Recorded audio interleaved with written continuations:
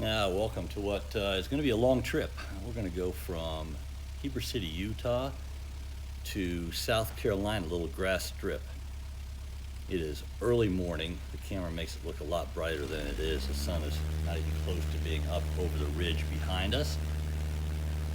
We are taking off at 22 pounds under max gross. A little bit longer takeoff run here and doing a big circular climb out over the Heber Valley to get the needed altitude to go over the 8,000 foot pass to the southeast of Heber. It's actually called Daniels Summit. By Utah standards, it's a pretty warm morning. And that is my now good friend Frank in the right seat. He's going to do most of the flying. I'm going to do the takeoffs and landings and spell them once in a while on this 2-day trip that turned into a 3-day trip. We'll get into more of that as we go along. Just enjoy the scenery here. I'll pop in and out to kind of tell you what's going on from time to time. But this is going to be a long one. It is also going to have a little news at the end. So enjoy, and I'll be back in a little bit.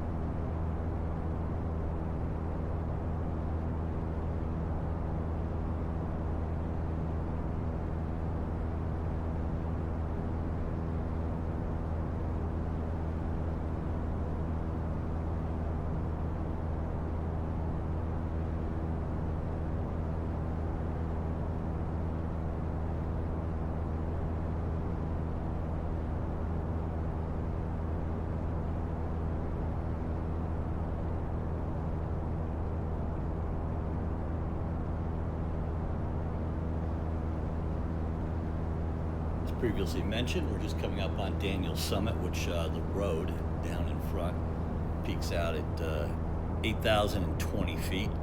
It's a strawberry reservoir off in the distance that you see. We were forced to go south of the Rockies, mainly because the refueling stop in Nebraska would have had winds up in the mid-30s, and that's just not something I like to do in a tail dragger. So a little bit longer trip south of the Rockies, but it was a nice one. This was a beautiful morning, very stable air, and just gorgeous as you can see.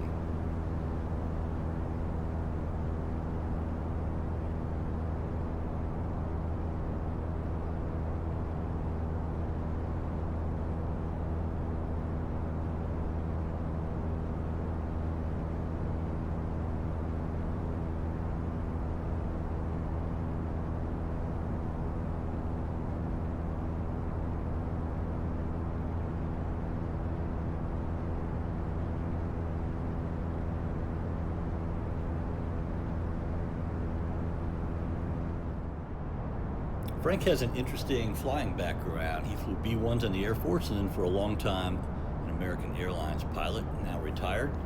Never really done any slow flying in the backcountry and canyons, so this is a little bit new stuff for Frank. This is not real slow. We're probably going 85 or 90 miles an hour over Cedar Mountain here, which is 7532 elevation. We don't have time to make any stops, but we had a little bit of fun in the backcountry nonetheless, and this is really cool for Frank coming up here. Right about here with this drop-off. Always awesome. That got a serious oh wow from the South Carolinian.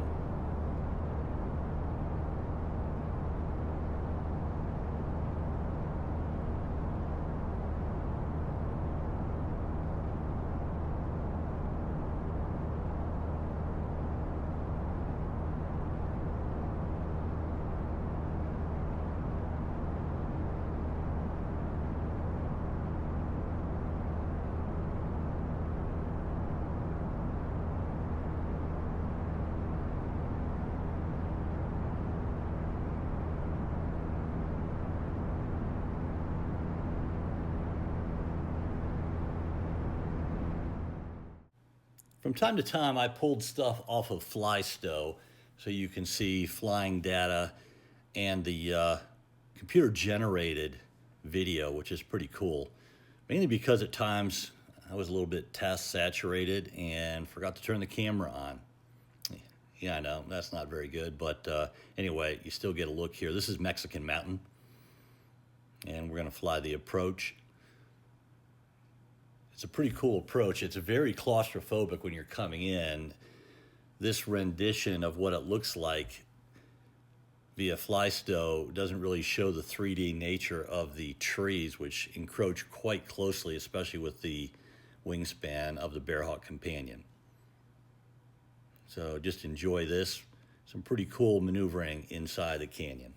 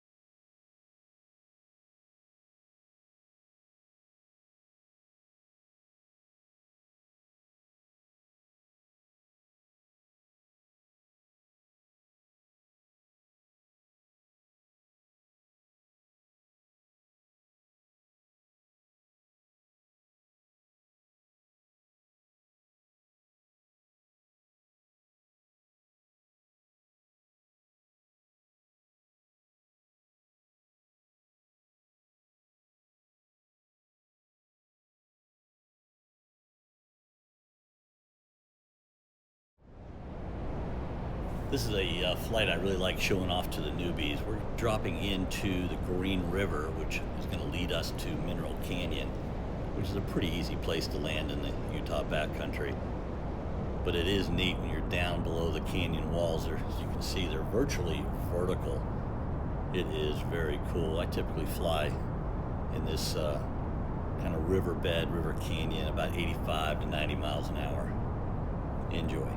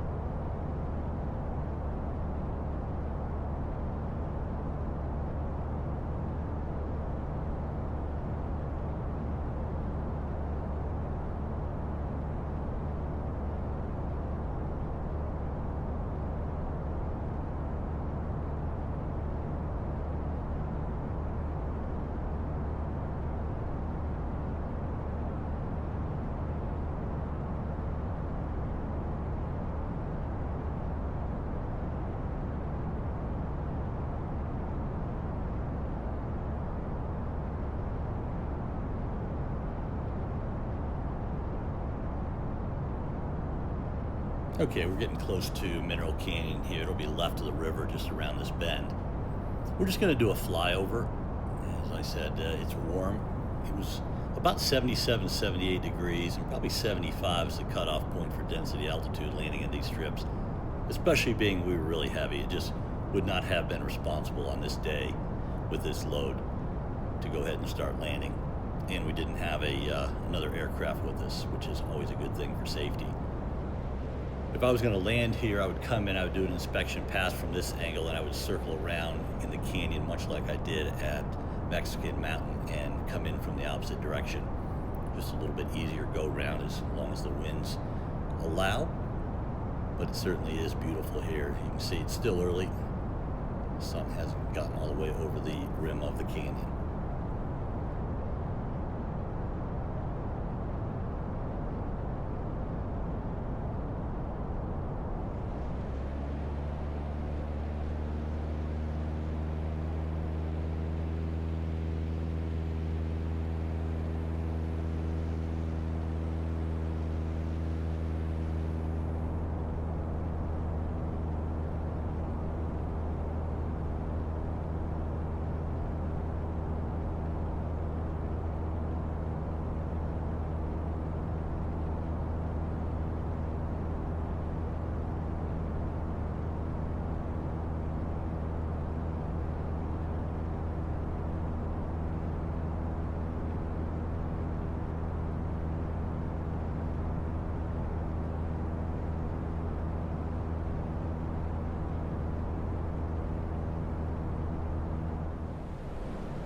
All right, we're getting ready to turn final here at Tucumcari, which is New Mexico. It's our first fuel stop.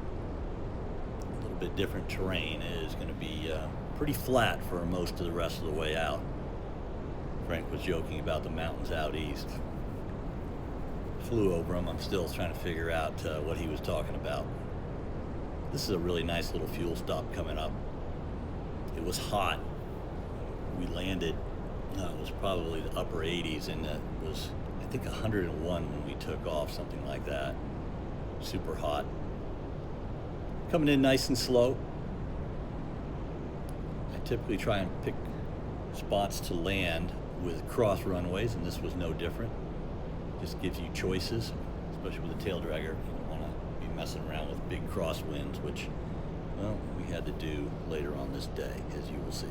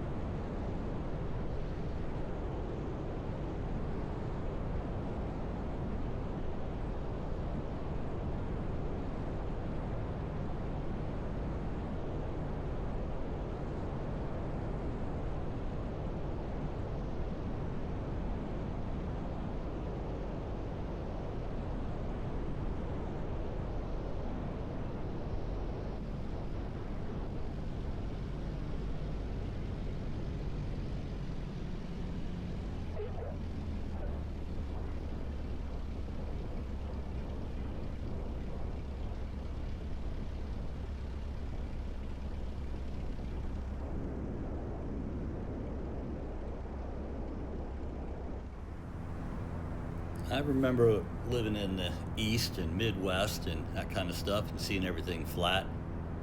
But I got to be honest with you, it's been a while. And at times I just took a little bit of video just to show people how flat it is. This is eastern New Mexico. Not sure exactly where it is, but not much out there.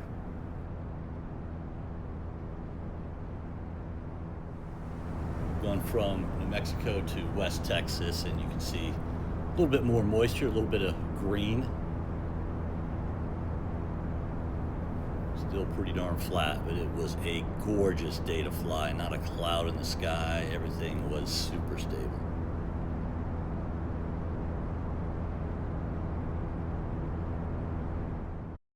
All right, we're coming up on Poto, Oklahoma, southeast part of Oklahoma, just a little bit south of Fort Smith. As you'll see on the bottom left, that wind, things got pretty darn sporty. We could have gone further, but there was a big storm to the south and east of us that we decided to just stick it out here overnight.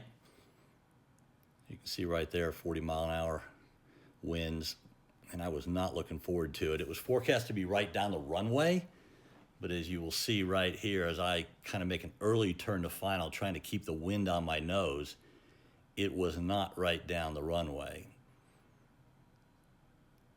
I'm doing everything I can just to kind of keep things stable. No flaps, coming in a lot faster than normal. My touchdown speed was actually 51 miles an hour indicated, which is 14 miles an hour faster than my average, according to flystow.net, which generated this image. It was sporty, to say the least, and I will tell you the real sporty part was the thought of taxiing in this direct crosswind, which I was not very happy about. But job number one was getting it down on the ground, and we did that successfully. Once we parked the plane, we actually had to hold it down because of the wind wanted to kind of lift it up. We ended up spending a whole day and another night in Poto, Oklahoma, because of the storms to the east. Turned out to be a great thing. We ended up getting the plane in a hangar and had a nice hotel and courtesy car to deal with. The folks at Poto were amazing. Just starting to get a few sprinkles from that storm you can see in the distance here as we go to take off. Even though we're almost max gross, we just did a intersection takeoff, didn't even use the whole runway.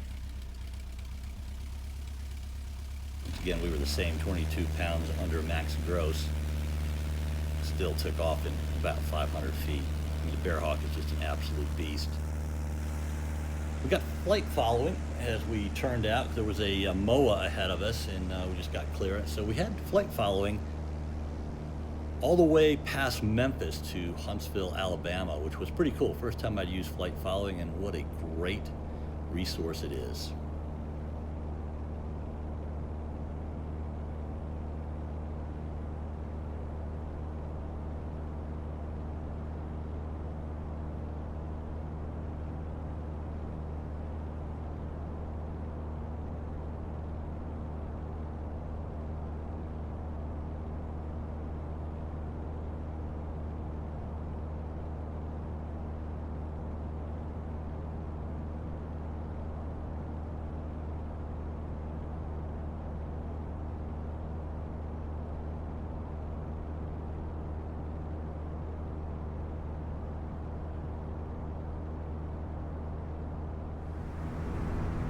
There were a lot of lingering clouds from the big storm that blew through the southeast the previous day. Super stable air. That is the Arkansas River coming up. One of two major rivers that we ended up crossing. Of course, the Mississippi will be coming up pretty shortly.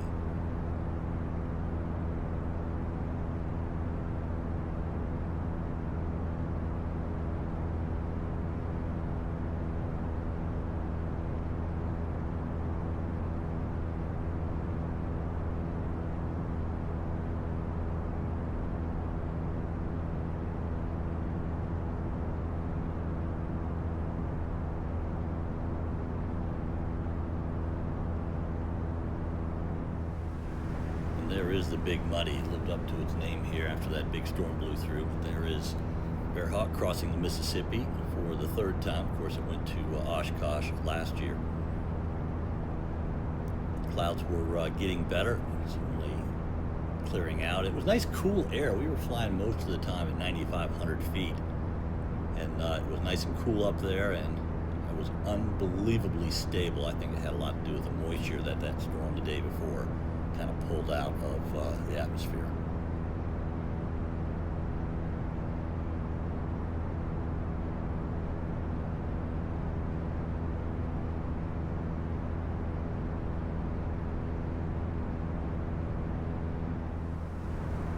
All right, we're just flying over these little puffy clouds below. I'd never seen this many clouds flying out in Utah. Frank kept laughing at me because I kept talking about the clouds. We don't see many in the summertime. So from time to time, I'll show you just a couple of cloud pics. It was pretty cool. At times we were flying between layers, which was never a problem. We always had holes to get through out and down for VFR.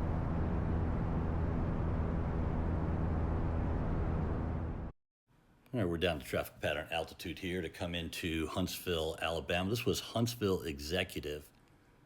Really nice airport. They didn't even have self-serve fuel. First time I've ever had someone from the FBO in a fuel truck fill up the Bearhawk. So that was a new experience. Wind wasn't bad. There were no surprises coming in here.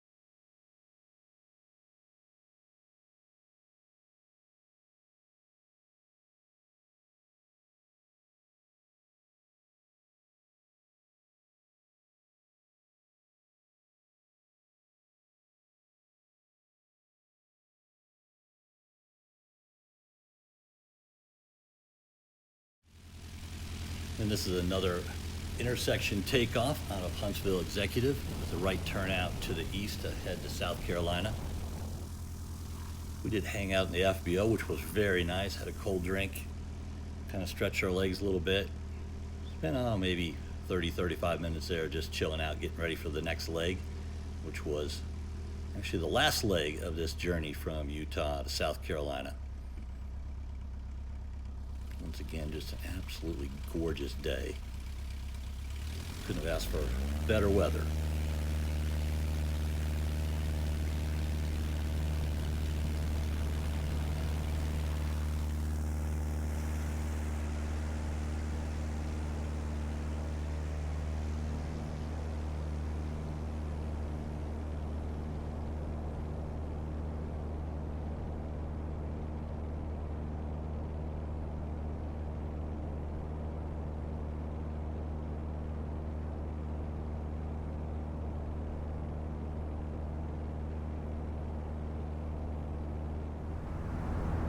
Okay, I'm guilty. I have a fascination with these clouds. They're gorgeous, they're cool, and I don't see them very often.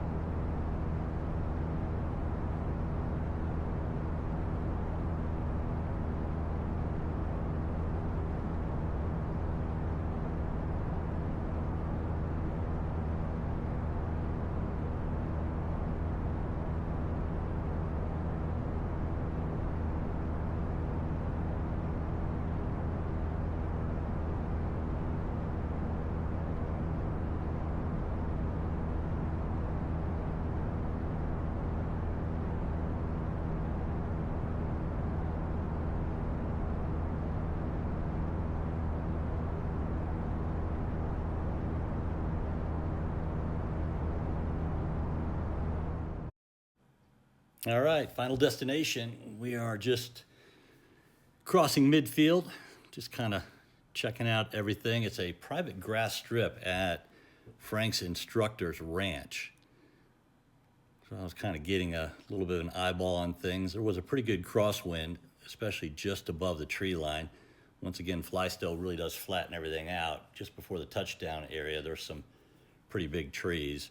I did not use my normal 3 flaps. I believe I just used 1 notch of flaps because of the crosswind coming in with extra speed. What a nice grass strip it is. I did balloon a little bit, as you might be able to tell in this video.